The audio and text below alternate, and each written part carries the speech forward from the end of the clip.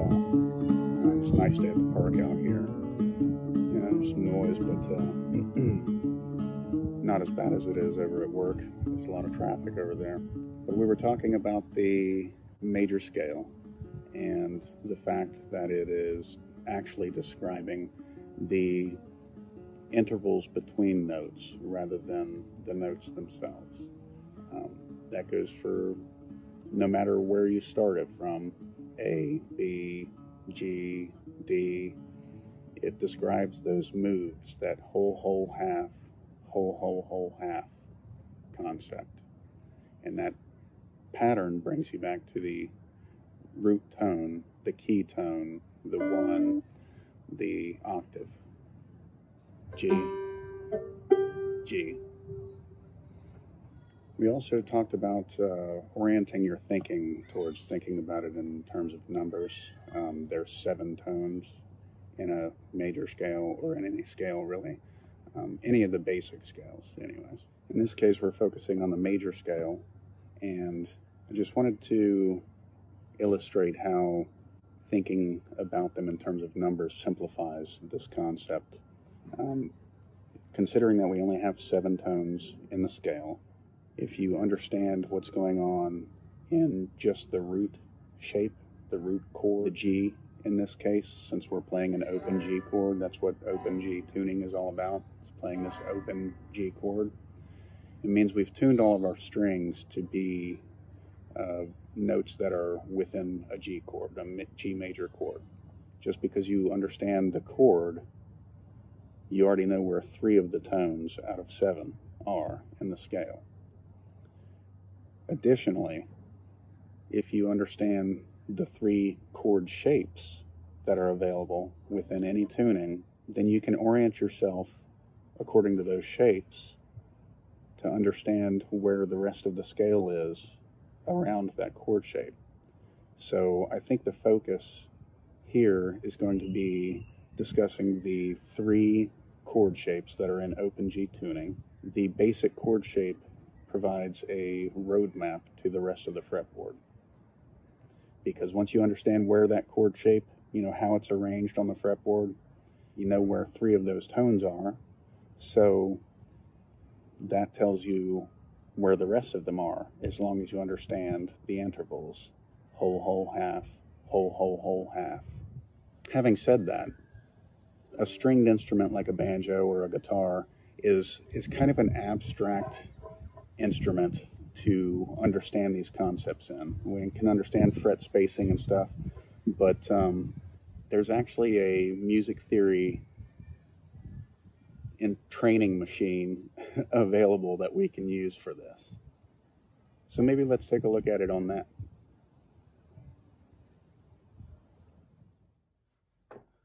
Okay, I happen to have one of these machines at home. It helps me out when I'm figuring out music theory. Some people call these things pianos. It helps clear things up, and really there's no instrument that's more logically arranged around the scales and things as a piano. So having said that, we've been looking at the major scale and trying to think about it in the whole, whole, half, whole, whole, whole, half series of steps that makes up the major scale. Let me show you what that looks like on a piano, and maybe looking at it from a different perspective will kind of help drive the point home. So when we're looking at a piano, all you really need to remember is that the white keys are your naturals. These are C, D, E, F, G, A, B, C. Now, C is the only major scale that uses only the white keys. So any chords you play in the key of C major are only going to use these natural notes. The step orientation that we use on the banjo, where I was saying whole step, half step, and so on, that applies here too. And just like on the banjo, a half step, which is 1 fret on the banjo, is from one key to the next on a piano. Or, okay, that's a half step. This is a half step. the next key. This is a whole step. Skip that key. So notice I said the key of C major is only white keys. So this half step, that's not in the key of C major. So there's a logic here, right? So when I was talking about whole, whole, half, whole, whole, whole, half, 2 wholes and a half, 3 wholes and a half, referring to steps, of course, the piano illustrates this very well. So in the key of C, from 1 to 2, it's a whole step. From 2 to 3, it's a whole step. From 3 to 4, it's a half step. From 4 to 5, it's a whole step. From 5 to 6, it's a whole step. From 6 to 7, it's a whole step. And from 7 back to your origin, it's a half step. See that? Whole, whole, half, whole, whole, whole, half. Now that same pattern works from any key you start with. And if you do that same pattern, it will be the major scale for whatever key you started out with. So you could start with this one, for instance. And as long as you follow that whole, whole, half, whole, whole, whole, half pattern, you're going to be playing the major scale in it. It's just a lot more confusing when you look at it starting from other places, but the concept is still the same. So here's your origin. We're going to do a whole step. We're skipping that one. 3 is a whole step, right? So we're skipping that one. 3 to 4 is a half step. So it's from 4 to 5, it's a whole step. From 5 to 6, it's a whole step. From 6 to 7, it's a whole step. So we're skipping that. And then from 7 back to your origin, it's a half step. So looked a lot more confusing that way, but it's the same pattern.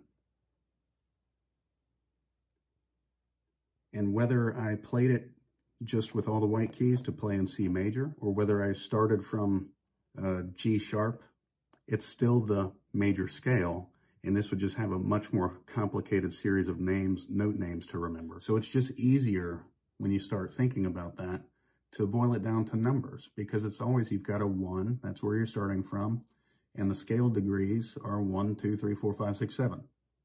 That's all there is to it. Basically, the piano is the landscape, or the banjo fingerboard is the landscape. And the scale that you're playing in is the directions through that landscape. One of the reasons it's useful to think of this as numbers and sort of just get used to the scale itself rather than specific places on the banjo is because we retune so much that landscape sort of changes every time you retune. But the directions, the major scale is always the same. So if you have a known starting point, you can figure out where all the rest of the notes are. This really helps you when you're exploring unfamiliar tunings. It's just a really valuable skill to have to sort of reorient into thinking about it in numbers and understanding what the scale actually is. While I'm sitting in front of the piano, I wanted to touch on one other thing. And it's a topic we'll come back to later after we've discussed more about the chord shapes and things like that on the banjo fingerboard. But it's just a good opportunity to show you what's actually happening when you play these chords, okay? So just by way of orientation, C on the piano is the white key before the group of 2 black keys, okay? C. 1, 2, 3, 4, 5, 6, 7, 8, or 1, back to your C. See, it's in front of the two black keys as well. Okay, so when we make a chord, what we're doing is harmonizing with that tone that we're using as the root of our chord with other notes from the same scale that we're playing in. So in the case of a major chord, it's the 1, it's the 3, and the 5, okay?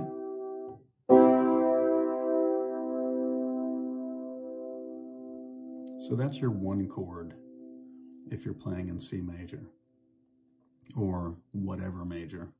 1, 3, 5, okay? Now, every tone in the scale, 1, 2, 3, 4, 5, 6, 7, and back to 1, has a chord that harmonizes with it, right? A collection of notes that harmonize with it to form a chord.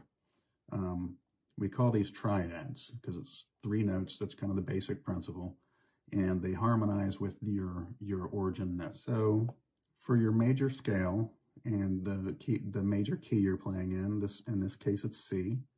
Your 1 chord is the 1st, the 3rd, and the 5th tone of the scale.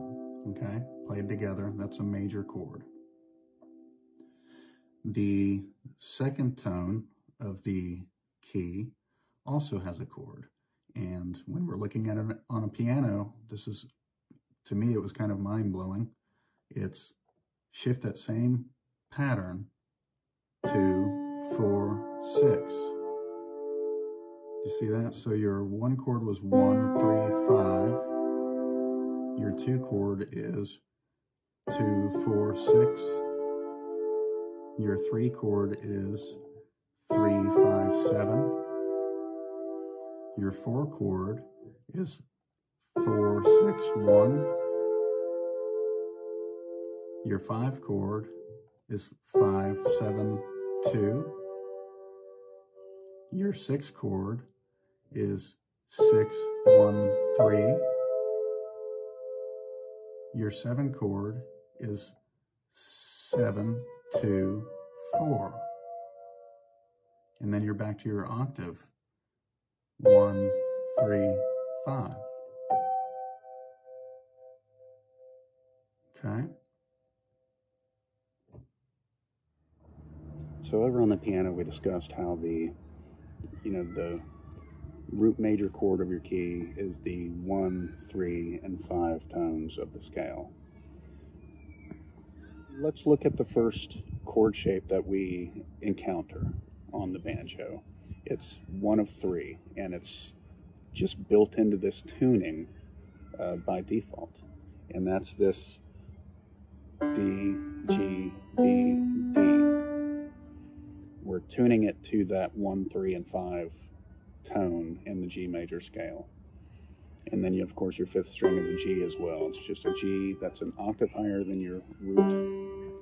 The root tone of this tuning is on the 3rd string. It's that open 3rd string, right? We know it's the 1, 3, and 5 is what makes a major chord. So let's just analyze that a little bit. When we're looking at the way this tuning is arranged, we know it's from the 3rd string to the 1st, it's G, B, D. We can assume from the discussion we've been having that that's the 1, 3, and 5 of the major scale. So, but let's just take a look at that and verify it. So our open 3rd string is G, that's 1. If we go 2nd fret is A whole step up again is to the 4th fret is B, because G, A, B. Well, we know B is in here, right? So what is that? 1, 2, 3. So that 2nd string, the B, is your 3. Continuing that further, from B, which we know is a 3, it's a half step to 4, which is C, and it's a whole step to D, which is your 5. Now we've established that D is in this tuning, right? So this 1st string is the 5 of this major chord. We can also assume that your fourth string, because it's a D, is a 5 in this G chord. So from 4 to 1, what we're actually looking at, the way these tones are arranged, is 5, 1, 3, 5. So that's your first chord shape that you're exposed to on the banjo. And remember, our third string is the root of this chord shape.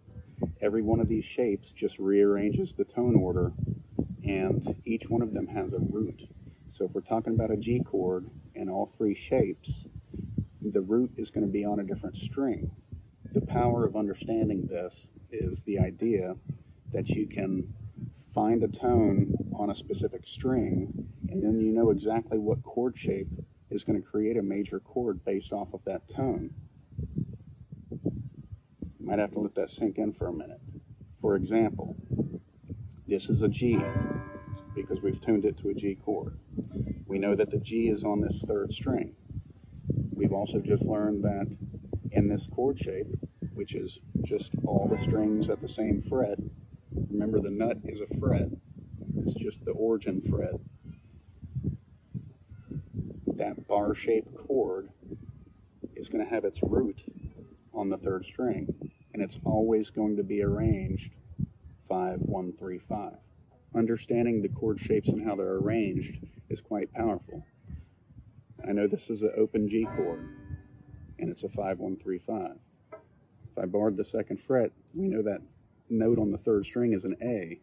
So this is an A major chord, and in the A scale, it's the 5, 1, 3, 5 of A major. If I move up here to the 5th fret, I know that this is a C on the third string.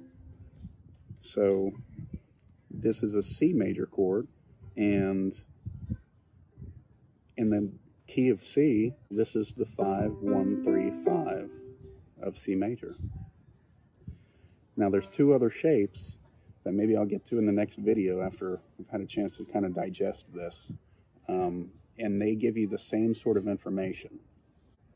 One other thing that I wanted to show you before we sign off for today is kind of finding your way around this bar chord. So this open chord. We know that fourth string is 5, third string is 1, second string is 3, first string is 5. 5, 1, 3, 5.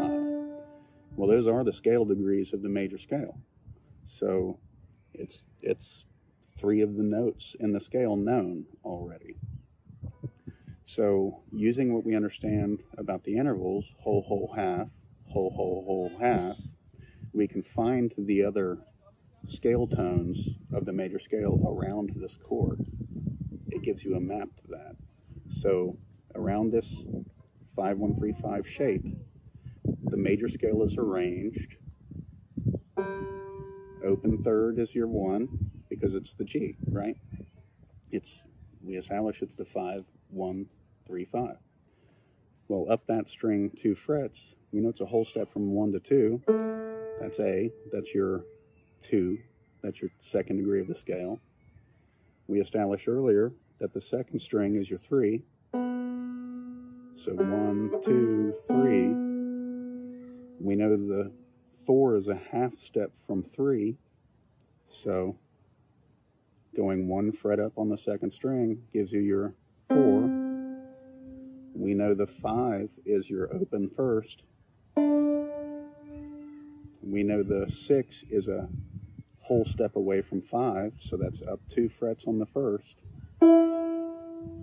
We know the 7 is a whole step up from 6, so that's 2 more frets up here to the 4th fret, and then you're back to 1 on the 5th fret. So this chord shape gave you that information. And if I wanted to play the C major scale, I could bar over here, I could find a C on the 3rd string, which is the 5th fret, and I could go whole step to 2, to the 2nd string, that's a 3, up a half fret to the 4, over to the 1st string, that's a 5, up 2 frets to the 6, up 2 more frets to the 7, and up up one fret for that half step back to C. So it gives you a map. Now, if you combine that concept with the other chord shapes that we'll talk about maybe in the next video, it really gives you a roadmap around the fretboard. And I'm not saying it's going to be intuitive or anything like that, but it'll become that way the more you think about it this way. And even if things fade, you don't practice it a bit, if you remember the core concept, you can kind of work it back out using that core concept. So it's probably enough to talk about for today, so I'll leave it at that. Again, highly recommend getting a piano, or if not a piano, because those are kind of expensive and heavy to move and everything, but just a cheap keyboard or something. The cheapest one you can find will give you all these tools of understanding what music theory is about, the basics, and helping you visualize what's going on. All right, that's probably it for today. Talk to you next time.